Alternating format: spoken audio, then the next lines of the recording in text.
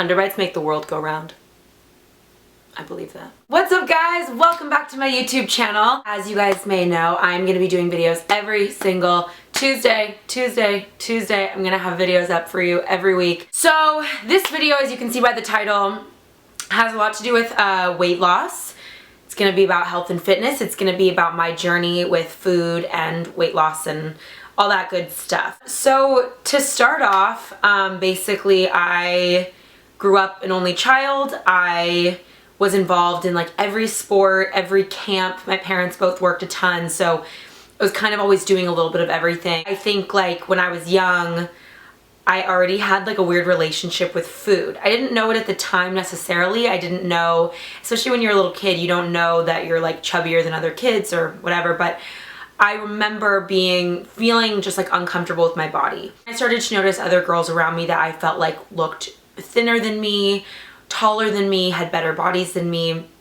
And I think I was probably in like 6th grade going into 7th grade. I remember specifically because I was in a summer camp where I signed up for all the physical classes I could do. So I did like dance class, basketball class, and then like something else, just because I remember consciously wanting to be more active to lose weight. Growing up, I remember being in 7th grade, I had lost a bunch of weight from the 6th to 7th grade point. I was doing a lot of workout videos. I was really like consciously trying to make an effort to lose weight. I remember moms approaching me being like, what have you been doing to lose weight? And that's really weird to hear as a 6th grader, because you're just like, I don't know, I'm in 6th grade, I'm like doing jazz camp. You know, you just like don't think about it, I guess. And then when I got into high school, I remember not thinking about it as much. I definitely didn't focus on like healthy habits or worrying about, you know, making better choices. I think I always wanted to be like skinny, but I remember just like not having I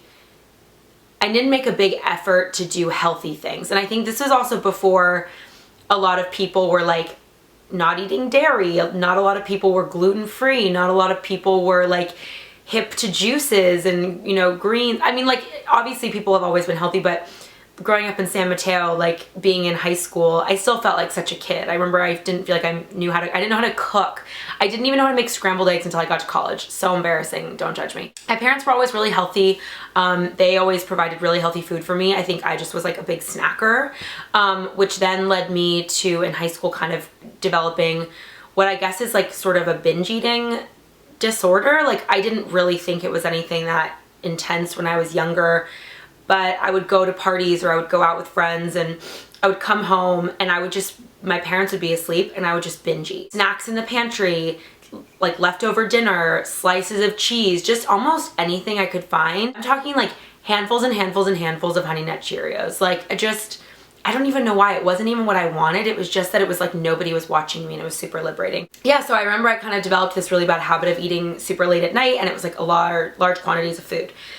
So I never got like super overweight. I was never classified as like fat. I think I just never felt super comfortable in my body because I just wasn't balanced in any way, shape, or form. So when I got to senior year, I remember reaching out to a therapist in my college town. She specialized in eating disorders and I was like, oh my God, I don't have an eating disorder. What am I doing? Like, you know, I remember sitting in the waiting room and I was like, I shouldn't be here. This is for people that actually have real problems. Like, I'm just some girl who eats a lot of food. Like, I just remember feeling super stupid about it. I was like, ugh, like Madeleine, calm down. I remember going into her office and I just cried for like 45 minutes. She was like, girl, you need to be here. Like, you're obviously really upset about something. She was really awesome and really kind of wrapped my head around this new way of looking at food and around eating and why the restrictive mindset is just so bad for you, because you're gonna restrict mentally, but then you're not gonna end up restricting actually what you eat. That was at least my problem. So the more I just opened up to letting myself kind of eat whatever I want,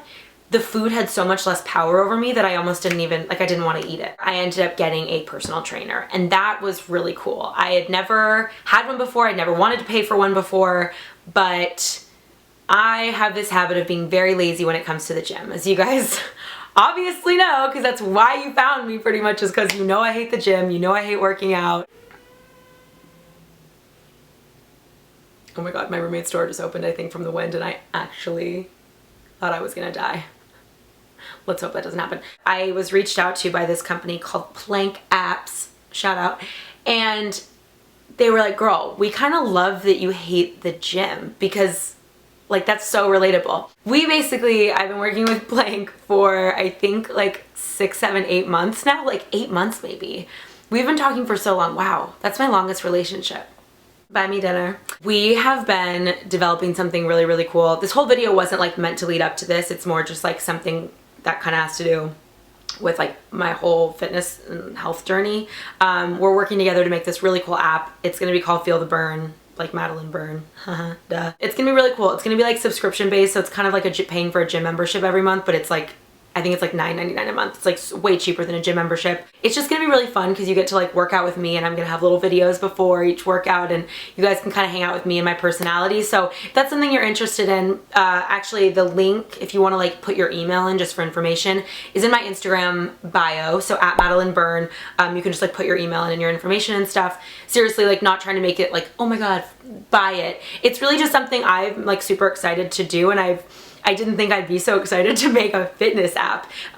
We did like a whole photo shoot with really great fitness workouts designed by trainers. So it's good stuff. Like the workouts are really hard. I was literally sweating just from doing the poses of the workouts. Well, that just goes to show that I suck at life. So kind of where I stand today, I live in LA still, 26. I have completely created a career with the body I have. I remember just feeling like, oh girl, you'll never make it if you're not a size 2, if you're not this perfect thin, like Megan Fox, Angelina Jolie, like genetically given body. Like, I'm sorry, they definitely work out for it, but it's also genetics, girl. I'm like jealous. Can I have your parents? Thanks. Love you, Mom and Dad. Susan and Robert, shout out to you too. Anyway, that's kind of just like a little bit about my history with weight loss and food. And to be totally honest with you guys, I don't remember like what I weighed before and what I weighed now. I'm gonna link a picture in here so you guys can kind of see how I looked before I moved to LA. I'll link it right here. But if you guys want to hear more about that stuff, I'm gonna do more videos about health and fitness. I might do like more of a specific regimented video about like how I lost weight, what I ate, what I eat every day kind of thing, again. But thank you guys so much for watching, and I will talk to you guys soon. Bye! So let me get it to you. I don't wanna know about your new man, 'cause if it was meant to be, you wouldn't be calling me up trying to